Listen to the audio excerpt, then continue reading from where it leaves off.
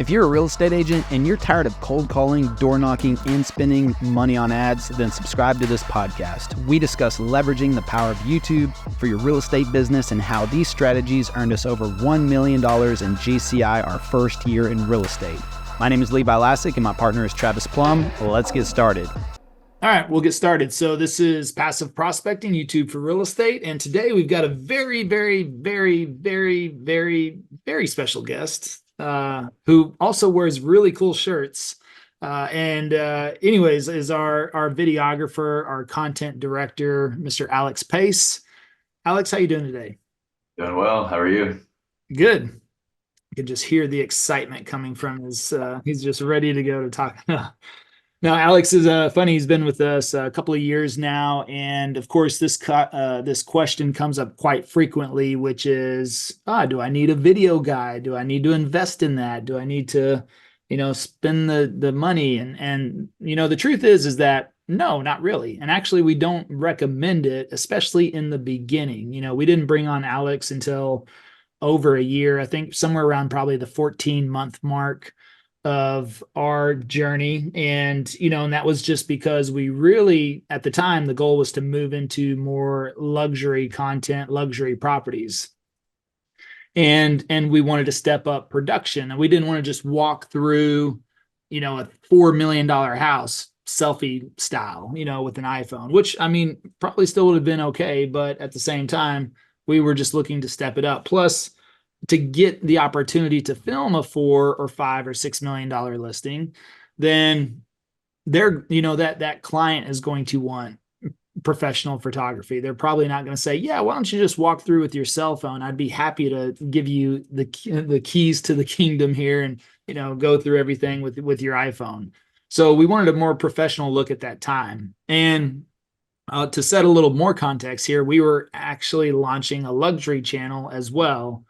And we learned really soon after that, first of all, I don't know, Travis and I, we're not really luxury guys. Maybe that's the first problem. I think it was something that we are more t-shirt and jeans. Polo shirt and jeans. I can throw on a sport coat, no problem.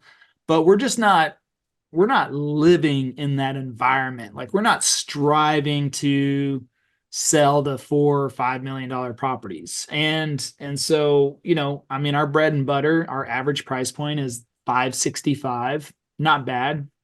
We do a lot of million and a half. A majority of our clients right now seem to be between that 900 to $1.5 million range currently. And that's just more of our style, right? And plus, the pockets of these very expensive homes are, closer to downtown Dallas. It's just its own community. And we just realized that, if I wanted to really go after that market, I believe I can accomplish anything. But that's number one, is I didn't really have the desire. After, we went through that for 2 to 3 months, and we realized we weren't living that lifestyle either. I actually kind of like to live like a poor man with a lot of money, so I like nice things, but I wanted the Lamborghini in the 80s. I had the Lamborghini Countach picture on my wall from Walmart. When you'd walk into Walmart and they had the posters, the pictures on like poster board, and that was it. Or it had like a plastic film on it, and they just, they would have random stuff in there. I just remember the Lamborghini Countach, and I had to get a couple of those. And like, that was my dream car whenever I was 8 years old. And I don't know, would I want to have one now? I just have no desire to do that. I don't have the desire for the rolls, although one of our friends, Junior, who has one, I really like his rolls. That's pretty nice. But, anyways, I realized very quickly that's just not the environment I'm really a part of, and I don't have a strive to be there. Like I said, I want to live more like a poor man with a lot of money. And I really don't want other people to know that. And so that's the whole point of it. But so we learned our lesson there. And then, we shifted. We're like, well, what if we put one of these listings on our regular channel? And it blew up, and so at the same time, that also taught us the lesson of not necessarily that we need a separate channel, or if we want to feature a $2 or $3 million property, nothing wrong with that. But if we just put it on a regular channel, that actually has the opportunity to draw more attention to the main channel. And, if we get a $2 or $3 million listing, we are not going to turn that down, right? But at the same time, we're just not going to be, in those neighborhoods a lot and working that. So for me, I like, what we're doing. I like the neighborhoods, the suburbs we're focused on, which is 500 to 1.5 million. And I like, multifamily investment. I mean, I would rather be in the multifamily environment. That's where I decided I'd rather spend my time doing that. I'd rather own a lot of apartments than a Rolls Royce, really. I mean, that's where I'd rather put my money. So, but, initially the goal with bringing on Alex, and I'm just telling this backstory so that everyone has context, was really for that. But whenever we decided, well, okay, maybe that's not going to be the focus for us, then we had to, of course, say, okay, but so where does Alex fit in? Because you don't want to just, bring somebody on full time, which is, we worked with Alex pretty much the same way we did with Chrissy and Carlos and Yaman, and all the best players on our team right now were doing something else, and they were doing contract work. And that's where I think you have a good opportunity to find your best people that are running a business or running their own thing and are, successful at that. But at the same time, it was really the case with Chrissy, with Carlos, with Yaman. I think with Alex too, maybe. And Alex, you can speak to this, but I know that, Chrissy was kind of didn't like managing multiple clients. She had a couple of nightmare clients she talked about. And whenever I said, hey, what can we do to, buy you out of all your clients? What would it take? She gave me the number and I was like, okay, we'll do that. Carlos, the same thing, always working with different clients. You got to manage a lot of projects. And I just asked Carlos, what do we got to do to get you on full time? He said, I need this. We're like, okay, cool. Yaman the same way. Alex the same way. We just asked that question. What's it going to take? And gave us a number and we said, all right, let's make it happen. So now we don't want to just bring someone on for 2 or 3 months and then be like, okay, well, you know what, that didn't work out. Let's, good luck, back to the wolves, so to speak. So, we just thought, okay, how do we maximize with what we can do? And so now Alex has moved into different roles. Of course, we've done a lot of traveling and speaking. He goes with us everywhere to document that process. He goes with me on vlog tours. I mean, I can still go out, and I have as well, go out on my iPhone and film anytime if I want. Or I just have a lot more fun whenever someone's there with me. I've done so many videos on my own that it's just nice to have someone around. But Alex helps. He directs as well. He talks about things that I miss, or here's an idea to try this. And then we get to go eat barbecue and have a coffee, right? So it's all part of the process. But also I can also just say, hey, Alex, I need you to go drone Windsong Ranch, and he'll be like, okay, cool. I'll go drone that. Or I'll say, hey, we just closed on this apartment complex like last week. And he's like, cool, I'm going to Fort Worth. I was like, can you stop in Arlington along the way and drone the apartment complex? He's like, yeah, of course. And I said, hey, there's going to be a couple of open units. Can you get some photos? And he's like, yep. So that in itself is like a huge convenience, for someone like myself, where I don't have to say, okay, I'm going to go out there and film every little thing. Now, depending on where you're at in your journey, then, you do have to do some things. Again, when I started for the first 14 months, all iPhone, I had no drone footage in my videos unless it was stock or, basically stock. All the B-roll was myself. I did a lot of driving footage, like strap the phone on the side of my car and just drive the neighborhoods. That was like my B-roll. That was a majority of my B-roll, really. And that worked, clearly got us the business, and I was able to afford Alex. So, and then he's here now, and now he's our content director as well. So he takes some time to really work with our editors, because we have, a team of editors for our personal team. We have, on Living in Dallas, we have a long form and a short form editor. On Passive Prospecting, we have a long form and a short form editor. And we've got a, content curator. So I'm just explaining all this not to discourage anyone, but as you grow a business, you've got to grow people, and you just can't do everything yourself if you want to expand. Now, if you want to be the solo agent the rest of your life, make one video a week and hope that it just stays steady Eddie forever. We're a little bit more ambitious, so we're always working on growing and expanding, and really, who can we add? It's really about the who, not the how. I've always talked about hyper learning. I mean, I believe we can do anything we want, but we got to have the right people in place. So that's how Alex kind of came around, and is still a part of the crew over 2 years now. And yeah, we really appreciate you, man. And so let's, if we want to talk some equipment, because he is the master of equipment. Plus, also, like I told him, I got my new desk. And that's the other cool things. I'm like, hey, Alex, I need a whole new setup, and he'll come over here and fix all that up, which is pretty cool. So I got that new desk. I got a standing desk. Ever since I got this Apple Watch now, I realized how much I sit around all day. So I was like, I need to move. I need to stand. I need to get back to my walks and go for walks and all this other good stuff. So Mr. Alex Pace, and we just went out to your property on Saturday and made a pretty cool video too. So it helps as well. Yeah.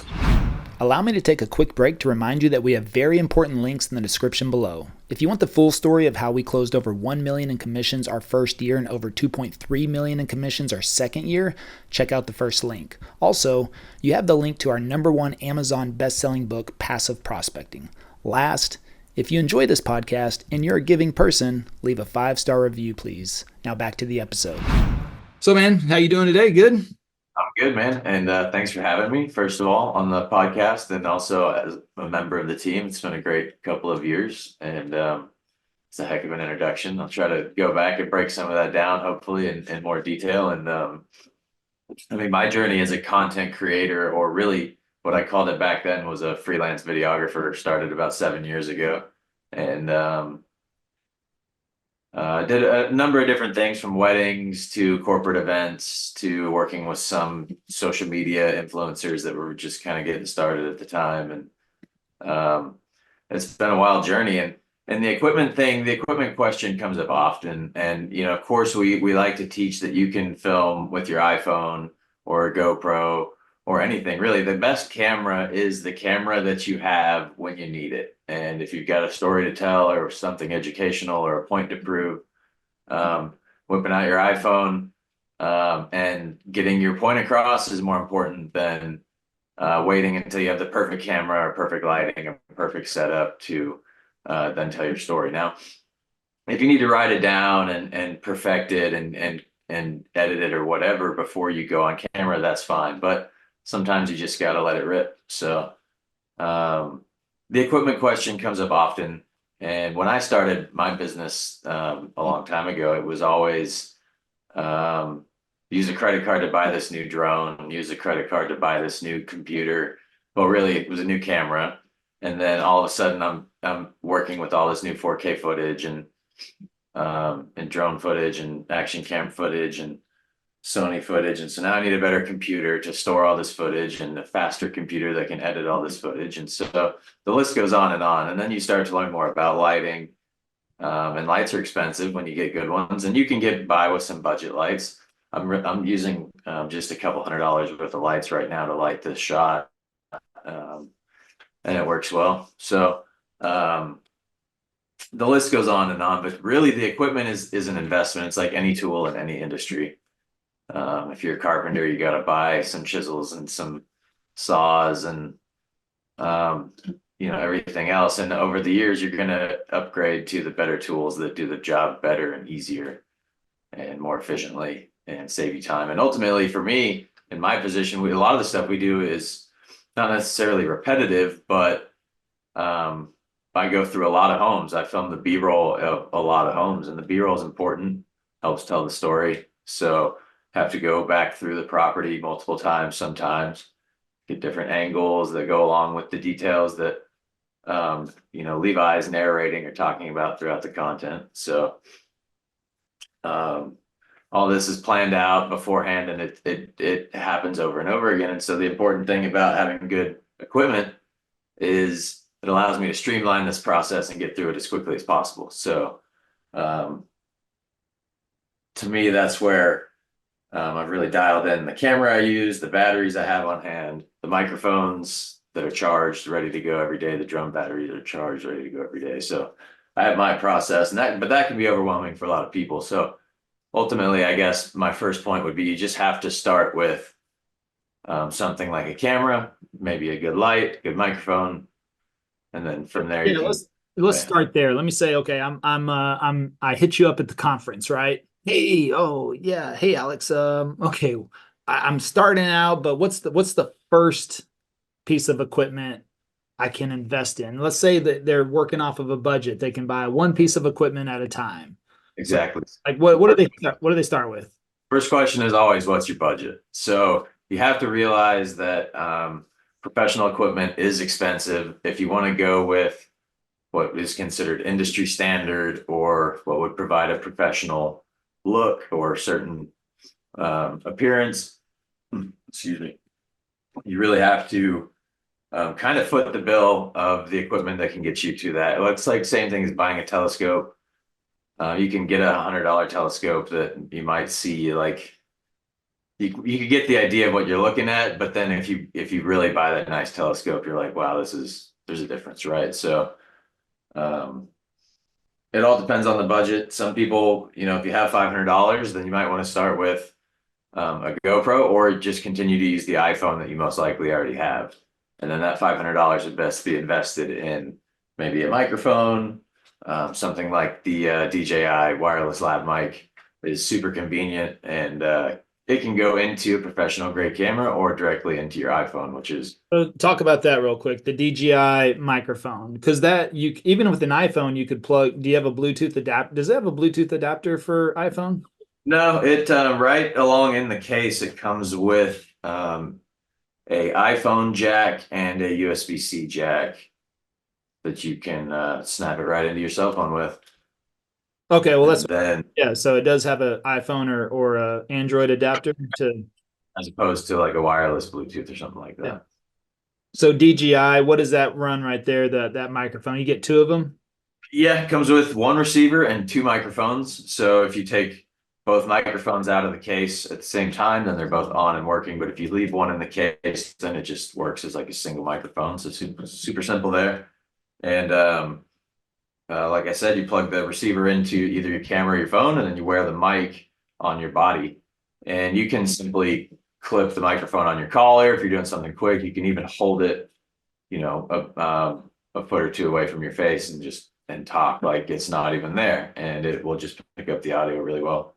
So super convenient, especially on like a windy day. For example, we were filming last weekend at my house. Wind was gusting at like 30 miles an hour, and we're outdoors in the open. But by utilizing one of these wireless lav mics and actually putting it inside the shirt and utilizing a wind guard on the microphone, that helps a lot too. But by putting it inside the shirt, utilizing that wind guard, we're able to get really good audio directly into the microphone. Whereas if you tried to do something like that with a cell phone, the wind would absolutely have made that audio useless. So you do have to upgrade your audio in some circumstances, especially if you live in Texas. It's windy here frequently, and we film outdoors. So What does that that's cost? the $300 upgrade. So $300. So that would be the first. That would be the first recommended upgrade. right. And And for those of you that are listening, the DJI, it looks like a little kind of like a little fat rectangle, and yep, you can either magnet through your shirt or through a sweatshirt or something like that, or you can have the clip on there.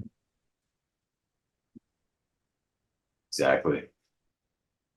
Very convenient. So again, back to the budget question, or where to start. If your budget's $500, maybe a microphone or a nice light set for your office to do home videos, along with your cell phone that you're walking around with, or even something like a DJI Osmo, which is a gimbal for your cell phone that helps you get really steady, smooth B-roll shots as you're moving through properties. that's a worthwhile upgrade that could fit in a $500 budget. Now, you start getting into $1,000, $2,000, $3,000 budget. You can afford a very nice entry level camera, like the camera I'm recording this conversation with you on right now, is about $1,000 setup. So very budget friendly. With $1,000 camera and a $200 microphone and a couple $100 worth of lights, you have a setup very similar to something like this for $1,500. What kind of camera is that you're on? Sony A6400 or even a Sony A6000 works. I'm on the 6400 as well, right? Yes, exactly. So, and those of you that will be watching this podcast, I'll just explain. You'll notice how I look a little further away. Alex looks a little closer. That's the lens. Exactly. Right? So you want to talk through, explain that for those listening, but also if you're watching this when it comes out on the YouTube channel, you're going to see the differentiation of really I'm on the wide angle, you're on the tight end shot. But can you talk about those? What type of lens do you have? What type of lens do I have, and the difference? Sure. And yeah, and I would define my shot as like a medium shot. So you're definitely on the wide, I'm on the medium range. A tight would be like if it was like, framed off, maybe just in like a head, or even closer than this anyway. But the cool thing about the Sony camera platform is Sony makes a lot of their own really great lenses, but they're very expensive. I have a few Sony lenses, but another great platform to invest in is the Sigma lenses that are made for the Sony cameras, and they're just much more budget friendly at oftentimes half the price of the Sony equivalent. And so they're a great, easy way to get into the Sony platform. And the important thing about that is when you get into a mirrorless camera, like the Sony A6000 or A6400, they have interchangeable lenses. And so you have to get comfortable with switching those out occasionally, depending on the certain look that you want. It's just part of it. You can get lenses that cover different ranges of zoom all in one package, but they typically are much bigger and oftentimes more expensive. So this, I believe I'm using a Sigma 15 millimeter, or you are you using the Sigma 15 millimeter, which is the wide angle lens, and I have the Sigma 30 millimeter. So just a slight variation there. And then you can even, the smaller the number, the wider the angle. Yeah, essentially. So if you go up to like 70, 80, or 100 millimeters, it would be zoomed in even more. So. And you mentioned a mirrorless camera. What is that?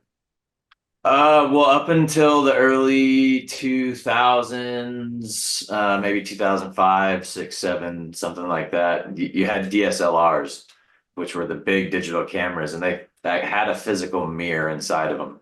You may still have one if like, for example, the first camera that I really got into photography with a long time ago, I got from my dad, and it had a mirror in it. So they physically use a mirror to take the picture onto a sensor, whereas the next technological advancement was mirrorless. So it means they removed the mirror from the process, simplified the process, made it better, and as a result made the camera smaller, more form factor friendly to travel with, easier package to handle and everything. So that's mirrorless cameras. When typically if you walked into any Best Buy or Walmart and bought a digital camera off their shelf, it's more likely a mirrorless camera. Yeah, so that would be like the entry level, like $1,500 camera setup. You can buy the camera, a couple lenses, a light, and you're good to go. And then you have your cell phones for when you're off doing stuff. But if you bought a lens like the one you're using, then that's wide enough lens you could also use to film real estate with if you were out doing your own listing photos or filming walkthrough content. Then a 15 millimeter lens like you're using would be great for office footage and the home walkthrough stuff. So, yeah, but do you know what Casey Neistat uses?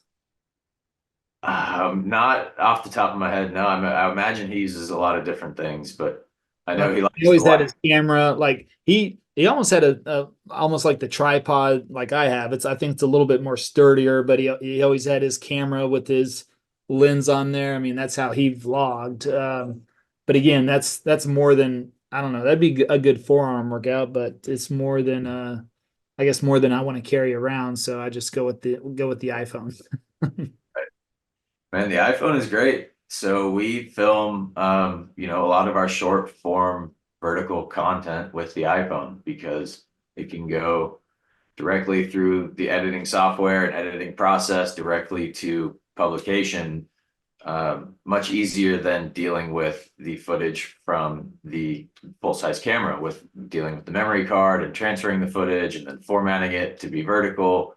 It's just it is becoming a real convenient tool, and even with apps like CapCut and Adobe Photoshop right on your phone, you can put together really useful content in a matter of minutes once you get in the habit of doing it and get in the groove. It's pretty easy. It is, it does require some creativity. If you have an eye for it, and how you think it should feel and flow and tell that story, then it's a matter of just applying a few technical aspects to really make it pop. Yeah. All right, good. So we got some DJI microphones. We've got some lighting. We don't need to really cover that too much. We've got the Sony. What's an A6400? How much is that running right now? So on Sony's website right now, an A6400 is $999, but it's out of stock. So I will say that over the course of the last 4 years, I have noticed this camera comes in and out of stock frequently because it's a popular item. So you can often find it on Amazon. Um, you don't have to buy directly from Sony. I even recommend sites like B&H. They're an outfit out of New York, and they'll give you your taxes back on a gift card. So back in the day, they used to just not charge sales tax, but then the internet laws changed, and now they still offer the same incentive, but you have to pay the tax up front, and then they give it back to you on a gift card. But it's a pretty cool gig because if you're ordering thousands of dollars worth of equipment, it's hundreds of dollars that you can get back. So. I'm surprised New York would do anything like that. Well, B&H, they have a really cool story, a big history, and they've been around for a long time, so they do some cool stuff. But that's why I recommend buying stuff from there. Not only do they offer the tax back incentive, but they're just customer service, and their inventory and everything's on the next level. So, what are some good best practices for getting B-roll? So it depends. But typically for like B-roll of a property or of a listing, wide angle. So you have, even if you're using your cell phone, you have the wide angle option. And then you have to, when you're filming any kind of content, you have to determine where it's going. What's the final point of publication for this content? And if it's short form vertical, whether your passion is to grow your TikTok following or your Instagram following, then you're most likely going to be interested in that vertical content. So you want to just film that content vertically ready to go. Now, you can take horizontal content and then crop into the middle and use it as vertical content, but it oftentimes things don't line up right. You're zooming in, so you might lose quality. There's just a few complications there. So best practices, film the content in the way that you intend to publish it. So if you're doing short form content, film vertically on wide angle. If you're doing long form YouTube content, you have to film it horizontally wide angle as well. Excuse me. And that's why I mentioned earlier, I go back and forth through these properties multiple times, because it's easier to just film the content the way it should look in the first place, the right time, at the first time,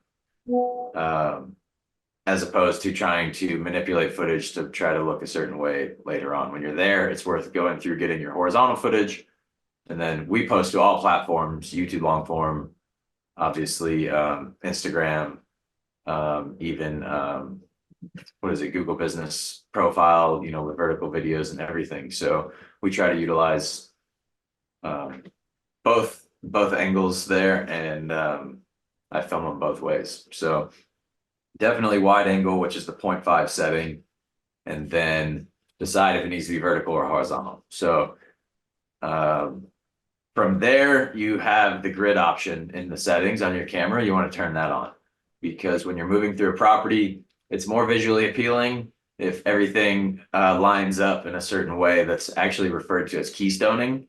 If you Google the word keystoning, you'll see like all these crisscross lines and vertical lines, and there's a little bit of keystone going on in the background of my shot here, where everything like the vertical lines are just straight and even on both sides of the shot. Um, but in real estate, as you move through the properties, you want to turn on the grid on your camera, and then that will help you hold your camera level. And there's also the level option that you can turn on that tells you whether or not the camera is tilted left or right or forward or back. And really the most important thing is to have the phone perfectly straight up and down and perfectly straight left and right, and to just move through nice and slow. And then that 90-degree holding of the phone up and down really allows you to line up the grid with like doorways or arches or walls as you're moving through. And the other thing is you want a high frame rate. So in your settings, you can go to 4K 60, which is what my phone is at by default because I like 4K. Especially like with the phone, when I know that we're creating a 60-second piece of content, I can be very intentional with my shots. And I know as I'm moving through, I need 3 seconds of this, 3 or 4 seconds of this, 3 or 4 seconds of this, 3 or 4 seconds of this. By the time I move through an entire house, I have 35 shots that are 3 or 4 seconds long. I already have way more than enough to create even a 90-second piece of content. So when you get very intentional about the content you're creating, if 4K footage can be a little bit more manageable. Now, when I film with my full-size camera and we're doing sometimes up to a 45 or an hour-long vlog, we continue to do that in 1080 also because we teach people that 1080 is a great place to create content. You don't have to do 4K, but it is useful in certain circumstances. So my phone's at 4K 60 frames per second. The importance of 60 frames per second is that allows you to do slow motion. So if you walk smooth and steady and use a high frame rate and slow it down with the built-in stabilization in the iPhone, you can get some really nice footage just walking. Throw a gimbal on the phone and walk through smooth and slow, and you can get some really nice buttery smooth footage. And then it comes down to editing from there. Just made me think of that old roll that beautiful bean footage. Buttery smooth. Buttery smooth. All right, cool. Now, when it comes to lighting, do you like warm light or do you like what's the term for the white light? Is it white light versus warm lighting? It's like blue or cold. Cold? Would it be cold? Yeah. You like cold or you like warm? I like a good medium point right in between. That's kind of where I'm at right now. Like, I like the bright kind of just clean white image. But then you can, I don't know, it just comes down to personal preference, I guess. But my camera is actually on auto white balance, but I have it have my lights nice and bright. So that's how I get this look. All right. So what would you recommend if somebody wants to? Oh, let's talk about drones real quick as well. What drone do you use? So I still use a Mavic Pro 2, and I love the thing. I've flown this particular drone for the last 2 years now, which is a testament to it being again an investment. I think I paid $2,500 for the drone a few years ago, and they still sell the drone for $1,800 today. So it's obviously still a viable tool. Now they do have a lot of other options though, especially smaller form factor, things that are easier to travel with, or just throw in your backpack or whatever if you're looking to kind of streamline that process. There's really 3 or 4 good options, but they're all made by DJI. So DJI really kind of owns the drone market. There are a few American manufacturers. One's called Autel, I believe. I really can't even think of the other ones just because for the last 7, 8 years I've used the DJI drone products. They're super easy to fly. They make the learning process really easy to understand, and it's intuitive. And personally, I grew up playing video games, and drones came to me like instantly. So it was like, oh, you push the stick this way, and the drone goes this way. And you move the other stick this way, and the drone does this. And then you up and down and left and right and forward. And it's awkward at first. But the cool thing is that you buy one of these drones and you download the app on your phone. The app has a built-in simulator, so you can play it as like a video game before you ever even go and take off the drone. Now again, the drone thing is definitely, there's a learning curve, and technically you're supposed to get your license. It's like the FAA Part 107 is required if you're operating a drone in commercial capacity, is how they word it. And so essentially, if you're using it in any way, shape, or form to make money or promote your business, then they want you to have this license. And it's kind of just like, it's I don't know if it's meant to discourage people from doing it or if it's meant to slow people down, but it's really an easy process to navigate. You have to kind of figure out their website's a little weird, but you log in, create an account, and there's practice tests. You study for about a week or two, and then you can take the test and pass it. It's really easy. Then you have a cool little card from the FAA that makes you official. And the biggest thing is that they really just don't want people flying around airports. Yeah. But so we're fortunate in a lot of areas that we fly up near Frisco, Prosper, Plano, Salina, all those areas, there's really no airports. And even when there is, then you now have your FAA Part 107, and part of getting that requires you to learn, a little bit about airspace and the areas that you're operating in. And if you're operating in a certain area, it's really easy to get permission. There's another app you download on your phone. You let them know where you're flying, what your intentions are, how long you intend to be flying for. I'm going to be at 200 feet for 15 minutes. It takes the GPS location from your phone, it draws it out on a map, and then within seconds, they give you what's called a LAANC approval, LANC for short, LANC approval. And that's like a way of communicating with the federal airspace, the people that are in these control towers at these airports and all that stuff. They can access that data if there's an issue, but there's not going to be, because you're going to just fly up to a couple hundred feet, take a few shots of a community or a house, and you're going to land and there's no problem. But they want that form of compliance. Essentially, they want to be able to know what's going on. And so if you kind of jump through a few hoops, it's really easy to do it fully legally. Now, that being said, I know a lot of people that don't bother with that, and they've had no issues, over the years. There are no drone police. A lot of it comes down to common sense, and the same thing. You wouldn't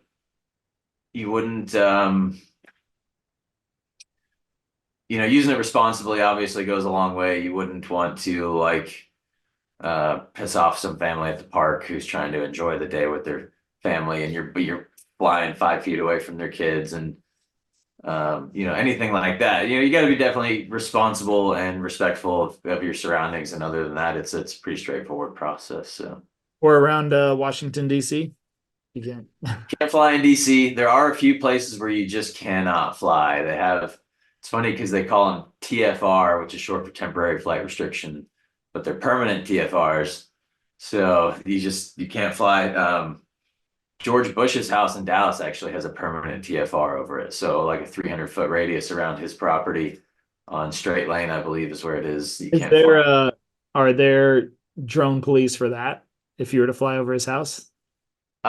Essentially, they're gonna, like any crime that people are offended by, or they witness something that they don't like, they're gonna reach out to their local authority, and at that point, the police can, the drone. It's common sense, really. These drones have pretty good distance, but they always have to go back to where they take off from, and you're really not that far away. And so if you're doing something malicious with the drone, more than likely the local authorities will get called. And then they'll want to talk to you. And even if you're not, I've been on job sites where cops have have stopped and noticed the drone or said, so and so called the police and blah blah blah, and you can show them your license and explain to them what you're doing, and hey, I'm here for my client capturing this data. And they're usually more curious than they are like interested in disciplining you. So, but Cool. All right. Well, I mean, that was a pretty good rundown of equipment right there. Is there anything else that we didn't cover that you think anyone should know? man, the list goes on and on. Always.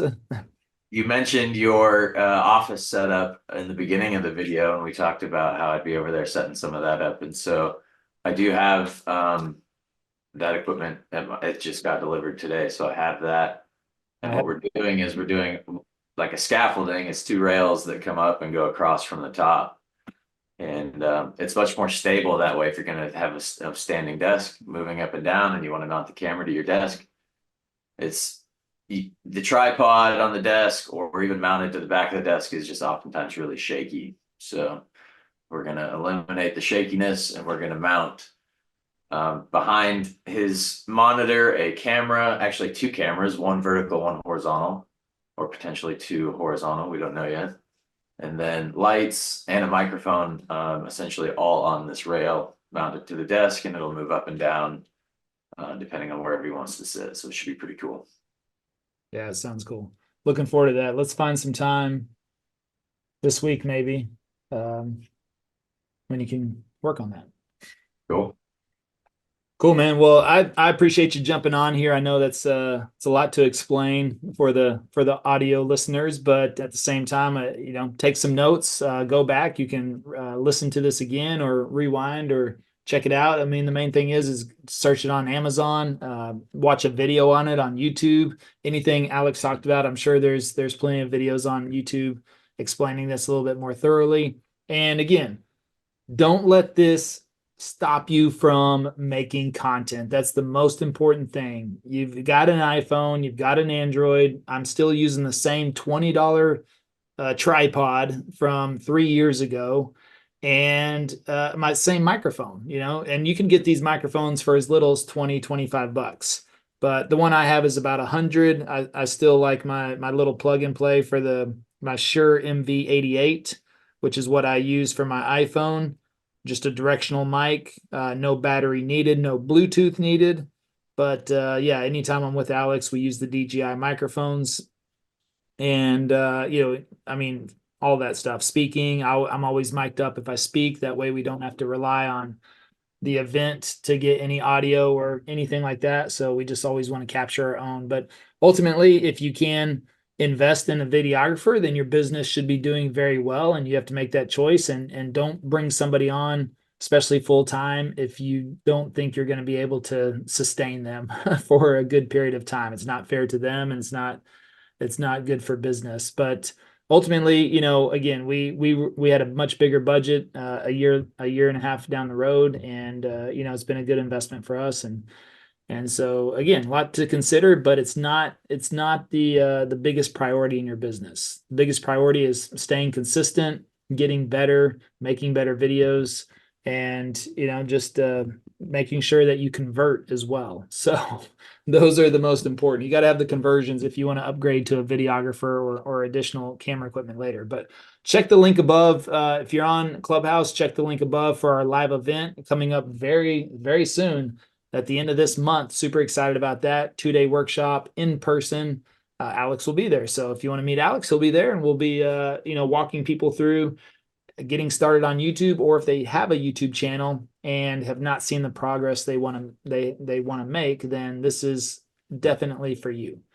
And of course, we're following that up with our Accelerator Day on May 1st. That'll be super awesome. And we're looking forward to that. Check out the link. It's go.passiveprospectinglive.com. Alex, thank you for everything you do, man. Appreciate you. And we will hopefully see you on YouTube. Cool. See y'all later. Thank you for joining us on today's podcast. If you're interested in partnering with us to access our YouTube course and coaching at no cost, schedule a call at passiveprospectingpartner.com.